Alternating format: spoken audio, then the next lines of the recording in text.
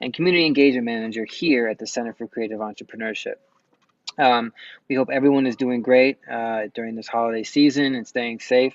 Um, just a reminder that today is our finale for our 9-day streamathon that we have been doing since the beginning of December. We've had 8 conversations so far, spanning all of the different industries that we work for. And it's been a really engaging time, and I encourage everyone to go to YouTube, to our Facebook account, and check out some of these conversations. It's really been a great kind of snapshot of what the Center for Creative Entrepreneurship does. For those of you who are not familiar with our organization, we are born out of 2112. We are a pilot program sponsored by the Coleman Foundation, Arts Alliance Illinois, and we are working on building a framework for the creative economy. So what does that mean? Well, we're aggregating resources, we're building networks, we're providing programs for our creatives. And speaking of programs for our creatives, we're really excited. This is the third installment of Bill Patterson's webinar launch series.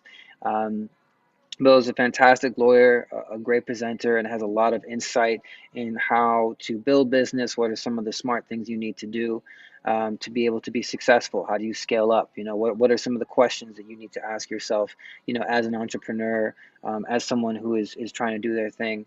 And he's great. And today, in the theme of holiday, we're going to be kind of learning about Santa and how he the idea of Santa has been able to kind of become a global phenomenon in business. He's going to use that as an example. So I don't want to talk anymore because I'm definitely not the expert. I just would like to say, Bill, we're really happy to have you as a part of the 2112 community, and also just being able to hear your insight into some of these things. So take it away.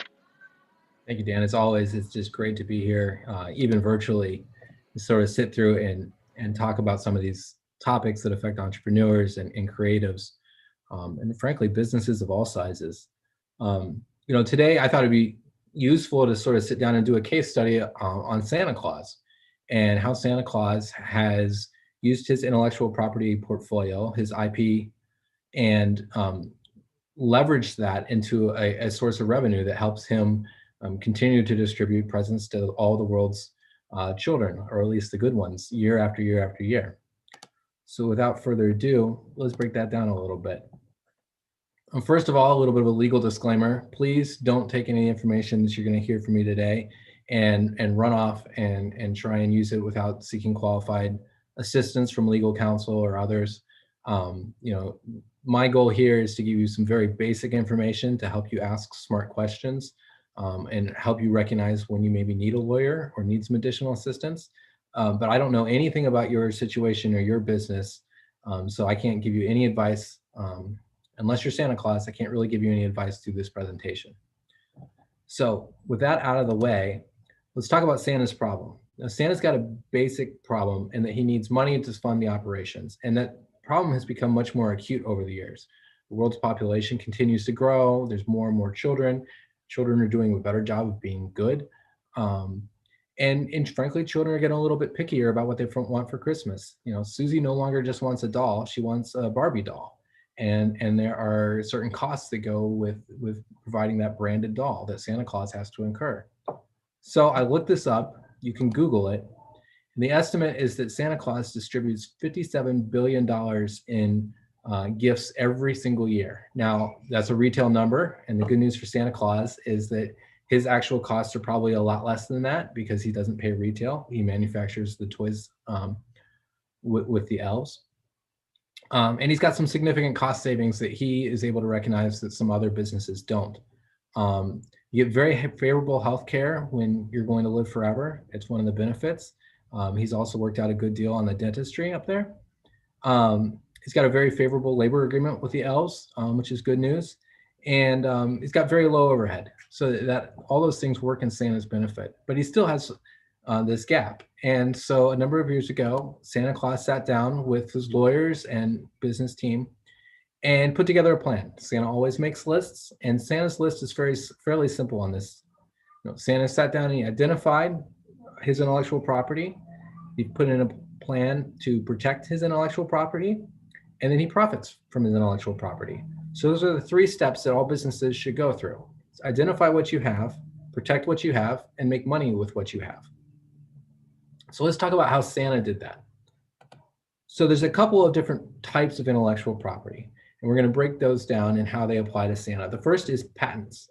And believe it or not, Santa does not make much use of patent protection. In fact, I looked this up. Santa Claus has one patent in the whole world, and it's in Australia. It is for a sunshade. So very off-brand of Santa, but he has it. It was recently received just a few years ago, and Santa Claus, has these ideas out there that help protect them. What Santa hasn't done is he has not patented stuff like his sleigh. He has not patented stuff like the technology that he uses to make the reindeer fly. None of that's patented, and the reason for that is probably twofold. First, Santa Claus doesn't want anybody else to know how that works. And part of a patent is you have to disclose to the entire world how your invention works. And in exchange for that disclosure, you get a exclusive license to use that technology for a period of years. In the United States, it's 20 years from the date of the patent application. Well, Santa Claus, this leads to the second reason, Santa Claus works on a very different timeline. Santa's goal is to protect his intellectual property longer than 20 years. And companies can do that, but they have to use a different form of intellectual property protection, which we'll talk about in a second.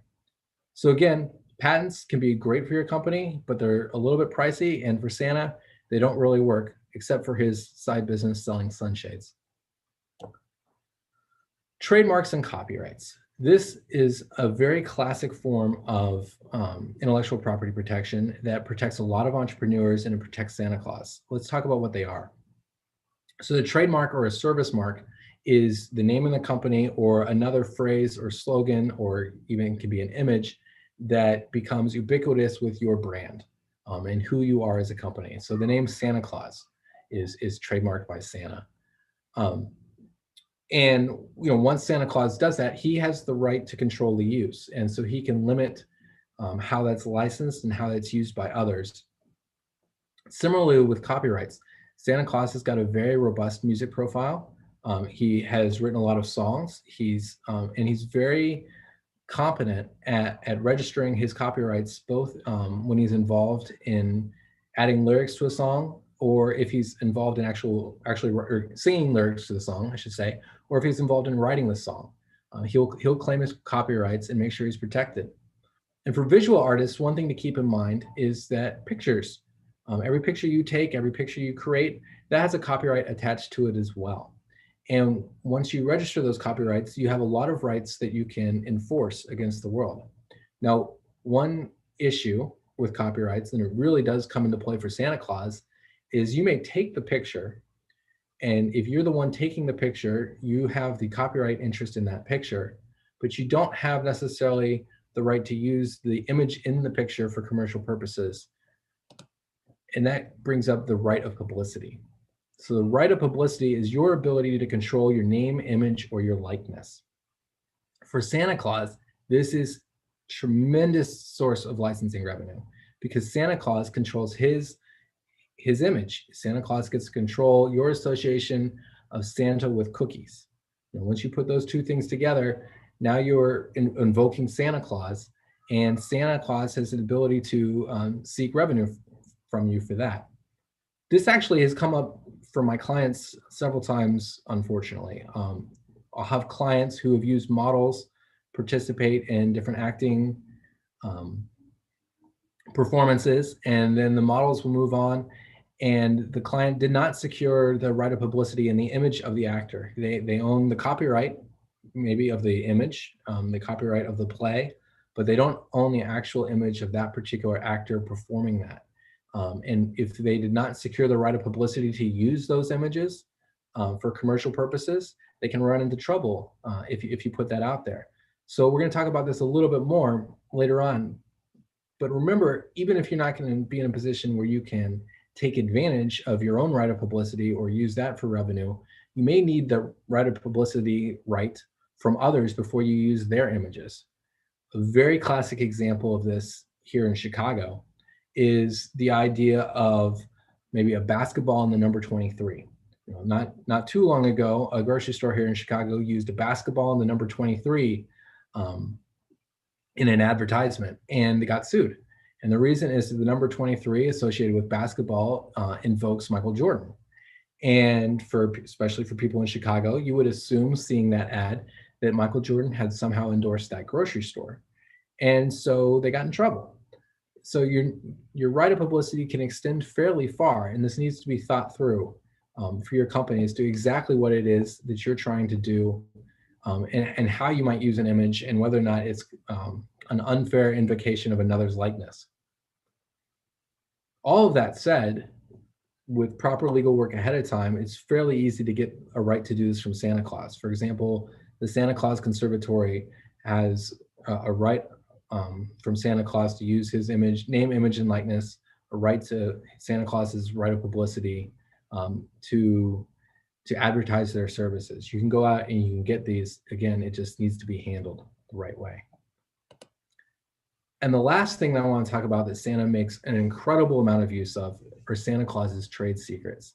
And this is one of, no matter your business, this is one of the most underappreciated forms of intellectual property. And the reason's fairly simple. You never register a trade secret, so there's a little bit less to talk about. What's a trade secret? Just the basics. A trade secret is information that you've kept secret and that you make money from. And making money from that trade secret or that information is incredibly broad. So maybe it is how you protect your business and get a little bit of a commercial advantage over your competitor. For Santa Claus knows how to get to every single house in one night, go in that house, drop off presents, almost always beautifully, fill stockings, and leave, and get to, again, cover the entire earth. His competition, the Easter Bunny, can't do that. The Easter Bunny skips like half the houses, and then the Easter Bunny just throws the eggs in like another third of the houses, backyards, and just hops on to the next thing. Easter Bunny doesn't have that logistical ability. Santa's edge over the Easter Bunny is his trade secret, okay? And does Santa Claus use that particular trade secret to generate straight cash? No, not necessarily, but that trade secret gives Santa Claus an edge. It makes him more marketable, more valuable in the marketplace for his other services, for those licensing deals that I was referencing earlier. And so all what that does is that's the thing that creates the value. So it can be direct or indirect creation of value for your company. It's a trade secret. Santa has a ton of these, all right? Santa, sit down with a 5-year-old and let them ask you questions about Santa Claus. Those are Santa Claus's trade secrets. That's why you don't know the answer. Santa has kept that information away from you, and it's a secret. Now, there's the obvious ones. How does he get out of the chimney? How does Santa Claus cover that much territory in one night? How does Santa Claus get all the world's $57 billion worth of toys in his bag and out the door on that sleigh? How do the reindeer fly? These are all trade secrets, and those are some of the obvious ones. But Santa Claus also holds on to some incredibly valuable trade secrets that he shares under very tight agreements. Santa Claus has his own manufacturing processes for how do you create all those toys, right? Santa Claus has figured out certain efficiencies that he can license to other companies that they use to manufacture products. Santa Claus sits on an incredible treasure trove of data about market trends, about how which children want which toys. I mean, think about it. If you're Mattel, it's one thing to know that Santa Claus is going to make so many Barbie dolls, but knowing that Santa Claus is going to deliver so many of the Malibu Beach Barbie doll on December 25th informs your decision as to how many of those accessories you should have in the store December 26th, right? So that's very valuable information for Mattel, and Mattel pays fairly well for it. But Santa Claus's collection of that information and holds onto that information, that's his trade secret that he can, again, license out, make money from. But it's a trade secret of Santa Claus, and Santa Claus holds that information fairly tightly. This was a big issue for Santa Claus a few years ago. He was sort of starting to fall behind the market on this. And suddenly Elf on the Shelf comes out, and Santa's able to collect a lot more data. All right. So Santa has mined that information, and he's able to protect that information, and then he profits from that information. Let's talk a little bit about how Santa protects his information. All right. So Santa's worked through the identification of his trade secrets, or excuse me, of his intellectual property. And just to reiterate, it's a very important step, and it's a step that I tend to enjoy working with my clients on. And the reason is that almost always clients either have more information or know no more information or are going to learn more information that's going to be valuable than they realize. I can sit down with a band, right? And you can say, well, our intellectual property is sort of limited to the songs that we play. Well, no, not necessarily. As you tour, as you develop a reputation, you're going to learn marketing techniques that are useful. You're going to learn about what types of venues bring out the best crowds for you. You're going to learn what type of um, playlists work best with different types of crowds. All that information becomes a trade secret, especially to the extent that you know that and your competition doesn't have that information. So that's what really distinguishes maybe just general experience from the specific trade secrets that work for your group. And so, okay, we're a band and we're starting to develop our email list, and that could be very valuable if we ever decide to, stop touring. And we want to share that email list with other groups. So now that you know that that's valuable, or it could be valuable if you develop it further, now you want to put in place plans to protect that information as it further grows. Let's talk about how you do that. So protecting Santa, the first basic and fairly obvious step is you want to register your patents, register your copyrights, and register your trademarks. Each of those has a different process. You want to work with a lawyer on those, especially with copyrights. And for those of you who are songwriters, it can be fairly easy if you work with a lawyer and ask one of us to point you in the right direction. Things can get a little bit more complicated with trademarks, and certainly with patents, you just need a lawyer for that. There's no getting around that issue. But this is really important. Keep everything you've registered for organized. You want to know what's your split on any copyright licensing rights or royalty rights. What is the registration deadlines? When do you need to pay the additional fee to keep your patent active? You need to stay on top of that. The next step that you take for protecting your intellectual property is you need to stay vigilant. And I work with clients on this all the time.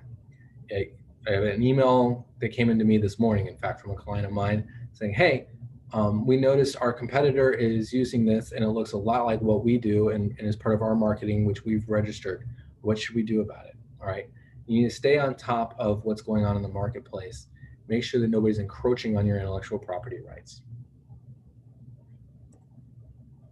Use non-disclosure agreements. And this is maybe the very first thing that I recommend most companies put in place is once you have an idea about what it is that you want to do, start using non-disclosure agreements so that you can share information about your company, but you don't have to worry about losing your ability to protect that information.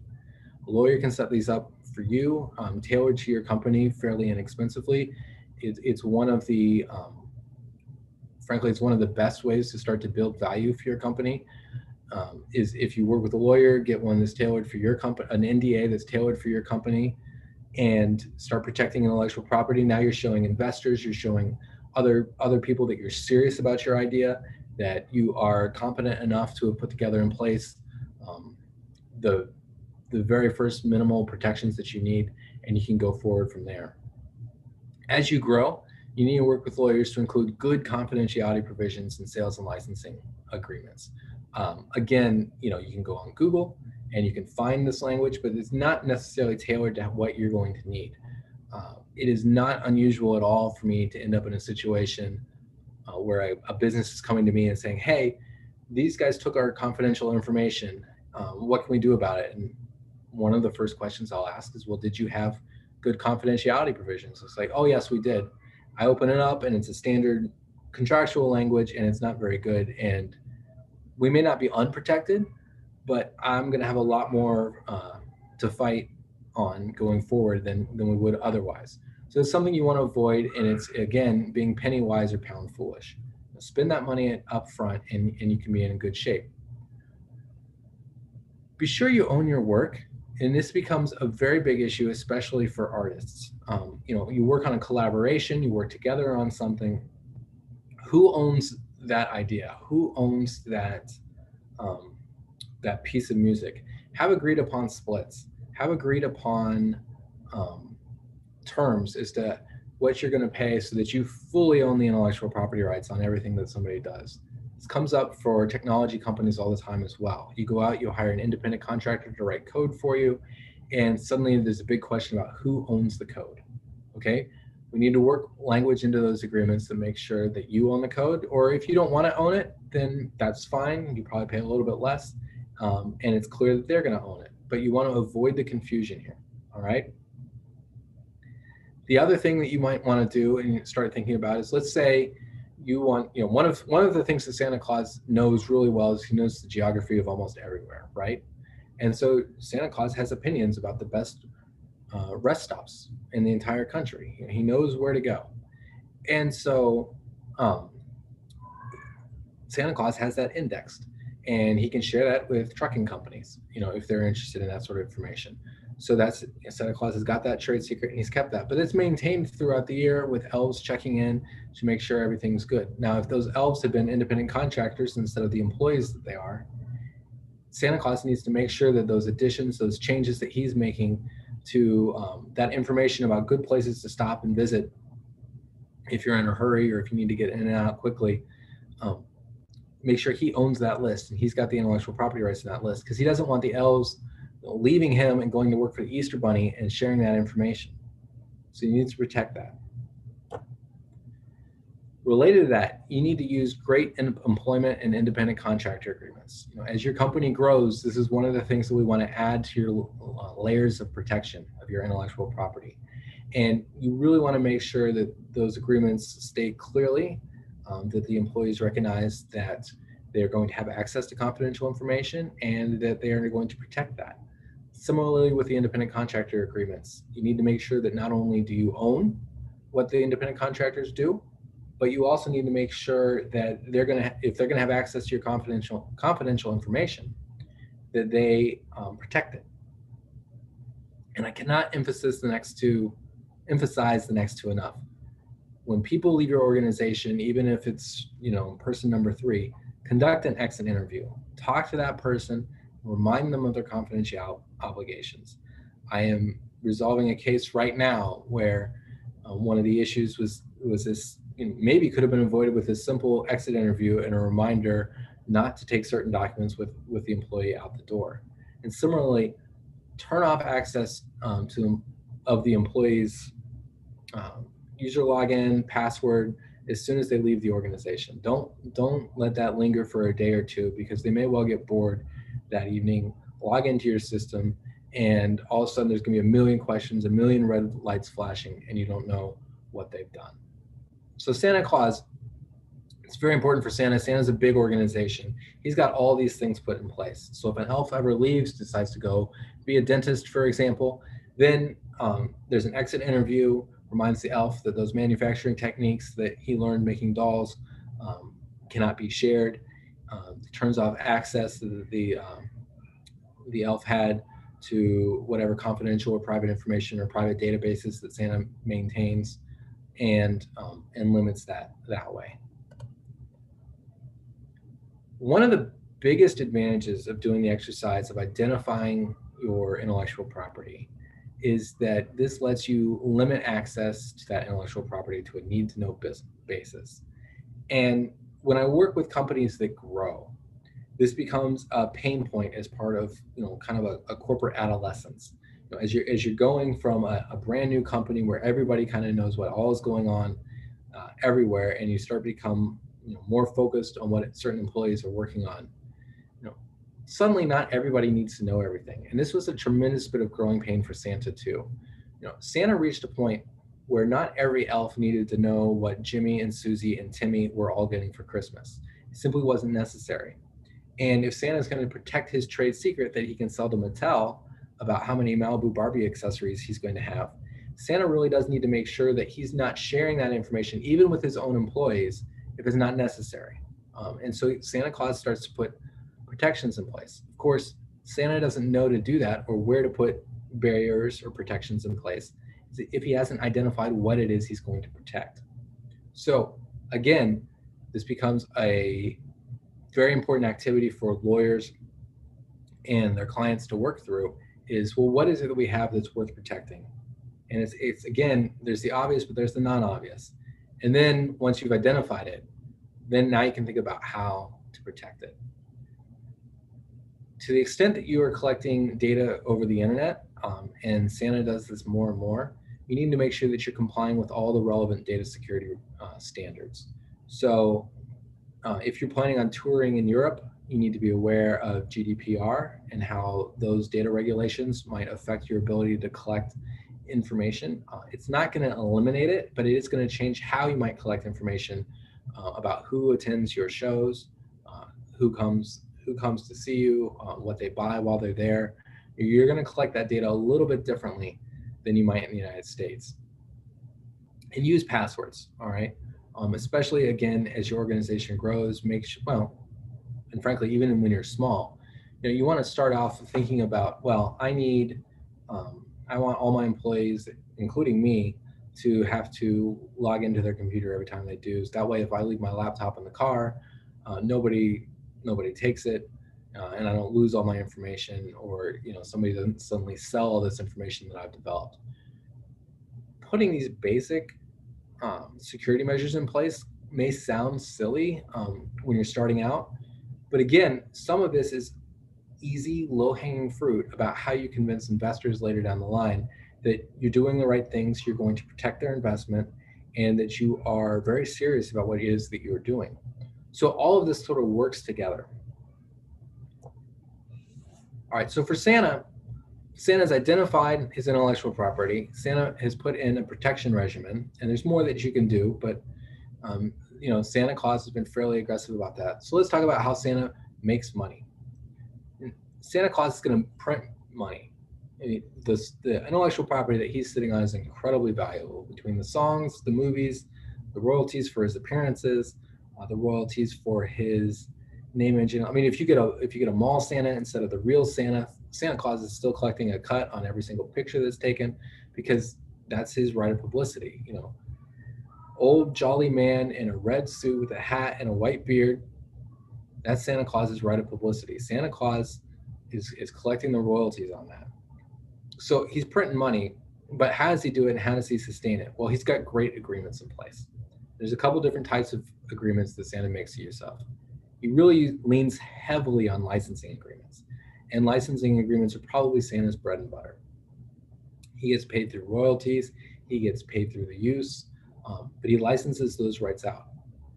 There are restrictions in licensing agreements that make it so much more valuable for Santa to use those as opposed to like a sale or an assignment. And again, this is language that you need to work with your lawyer on to make sure you get exactly right for how you want to handle your deal. So Santa Claus restricts who can use the information. So he collects the information about how popular Barbie doll is going to be in 2020. He licenses that information to Mattel, but part of that license is that Mattel cannot share that information beyond certain people at Mattel. Similarly, Santa Claus may license information about the best places in the country to take a bathroom break to trucking companies, because they're let everybody know where the most efficient places to stop are. But he doesn't want you to share that with the Easter Bunny. He shares other information with the Easter Bunny, but he restricts who's going to have access to that and where they can use that information, how they can use that information. All that goes into a licensing agreement. A sales and assignment agreement is different. A sales and assignment agreement typically is an agreement where you're providing a total unrestricted sale and an intellectual property right. Now, there can be some limitations, and Santa actually avoids these because he ran into trouble with this not too long ago. But Santa Claus really kind of, he just sort of avoids these because he wants to retain that, and he needs that earning power sort of year after year after year. But you can do this. You may have a copyright interest in a song that you've written as a songwriter. And Santa Claus did this back in the 30s. He sold his interest in the song Santa Claus Coming to Town. And it was supposed to revert back after a period, and he had to get into litigation about whether or not it was going to revert back to him. These things happen, but you can do it. Bob Dylan this week sold his copyright interest to his entire songbook, what estimated value of $300 million. You can do this, but that also emphasizes sort of why it doesn't work well for Santa. It's a one-time thing. You do it, you're done, it's out the door. Similarly, you can assign intellectual property. You do it, you're done, it's out the door. So, you want to be very careful about the situations that you do this in, and you want to make sure you get every last penny you can when you do it. Santa Claus also does a lot of collaboration agreements. Santa Claus may want to work with a toy maker on how to develop or mass manufacture a toy. One of the biggest drops on this, ever was the Tickle Me Elmo fiasco, right? Santa Claus worked with Sesame Street Workshops on how to develop that toy, but there were issues with the manufacturing process, and there weren't enough of them. So, Santa does get into collaboration agreements, as I think most entrepreneurs, especially those who are creative, will do. But you want to be really careful about who's responsible for what, how any revenue is going to be split, how any credit is going to be split, how any intellectual property will be split between the parties. And you really want to think those issues through and get them ironed out in these agreements. So that really sort of only starts to scratch the surface on the different ways that you can license out your intellectual property. But these are the big ones for Santa Claus, and these are some of the big ones for creative entrepreneurs as well. So there's sort of the highlights. The bottom line on these, though, is that you need to make sure that once you are profiting, you are still protecting your intellectual property, and you're still identifying what the intellectual property is that you're selling and how it can be used, because that lets you maintain a lot more control. That pretty much wraps up how Santa Claus goes through and protects his intellectual property and then profits from that intellectual property. It's a 3-step process again. You want to identify what you have, and there's the obvious, Santa Claus writes a song, bangs it out. That's a song, Santa Claus owns it. There's the less obvious, you developing marketing expertise in, your business niche and how you're going to use that. That is an intellectual property right that you are developing, that you are creating, and that if you protect, you may own and may develop into something very valuable. And there's also the non-obvious, where maybe you need to be looking over your shoulder and making sure you've got all the rights that you need. You have some people at your show, and you get an image of them. You own the copyright in the photograph, so that's great. But do you have the right to use their picture in your promotions going forward? Did you get that right of publicity from them? So, looking over your shoulder and working with your legal team to make sure that you've got all that, all those rights squared away, so that you don't run afoul or get into trouble later on as you go forward. That's very important. So all of this are things that you want to start to think about for your business, and hopefully you develop a relationship with a lawyer and others that help you think through what it is that you own, so you can identify it. Work with your lawyer on a plan to protect it, and then work with your lawyer to make sure you profit from it properly.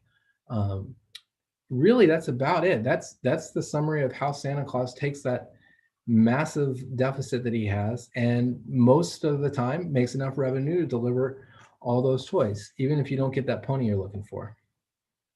So that wraps it up. Dan, are there any questions out there? Dan, you're still on mute. All right. How am I doing now? Am I good? Now. Okay, good. Well, thanks, Bill. That was fantastic. We definitely have some participants here. We're just going to open it up now to see if any of you have any questions for Bill. So you can post the questions in the chat or the Q&A. We'll give a couple minutes for that, and that's it. Bill, I just want to thank you again for a fantastic presentation, and for all our viewers out there, definitely watching. These were really important steps on how to start a business. Ooh, here we go. I got a question. Yeah, will this recording be available? It's a very good question. So we have archived all of our conversations with Bill that will be for public use for free on Facebook and our YouTube page. So you will be able to look at this again, for sure. And I had one question, Bill. So in terms of monetizing your trade secrets, I just wanted to kind of clarify for my own sake what that meant. So obviously trade secrets are helping you make money, but you don't necessarily like try to sell your trade secrets, right? Because that would kind of be counterproductive. Or is there a scenario where that would make sense? So like the classic trade secret is actually Coca-Cola. The Okay. recipe for Coca-Cola or how you mix these ingredients are listed on the can is Coke's trade secret, and they take a lot of steps to protect that trade secret. And obviously, you sell Coke all the time. So depending on what the trade secret is, you're selling, the product to the end product of that. Another very classic example of a trade secret that affects a lot of us, I think that are probably listening to this, is software. Um, Software, typically you don't get patent or copyright protection on it. It's protected as a trade secret. What's the trade secret? It's the algorithms. It's the how the software gets from A to B. Um, that sort of inside knowledge about what it does is a really good protection for software. And the reason is that typically if somebody wants to sit down and emulate what you're doing with a software package, they're not going to just copy the code line for line because it's inefficient and it doesn't ever really make sense to do it that way. But what you might do is you might sit there, crack open the code, and then copy all the concepts. That would be, depending on the circumstances, that could be a trade secret violation. Yeah. Um, and so, you do sell these and you have to put them out in the marketplace, but the question very quickly becomes, have you protected the actual secret part of it or not? So like, here's a great example, Santa sleigh. If you could go out and you could buy Santa sleighs and break them down and figure out why they fly, then it wouldn't really be a trade secret. That would be something that would be good for patent protection. Mm-hmm. Um, but you can see Santa sleigh at the mall and you can't break it down. You can't really crack into why it's a trade, why it flies. You've maintained the trade secret protection. Right. Okay.